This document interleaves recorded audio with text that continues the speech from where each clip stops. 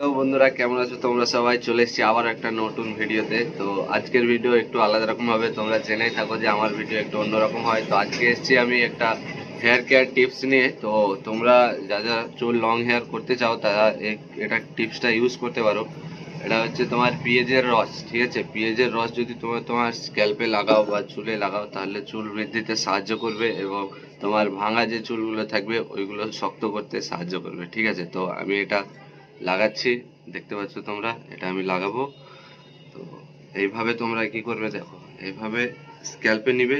তোমরা scalp massage করতে পারো, জানে রসটা যে রসটা আছে ওটা পুরো ভিতর পর্যন্ত যায়, ঠিক আছে?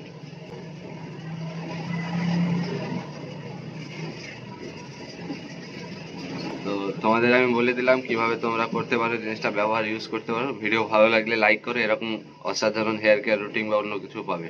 টাটা।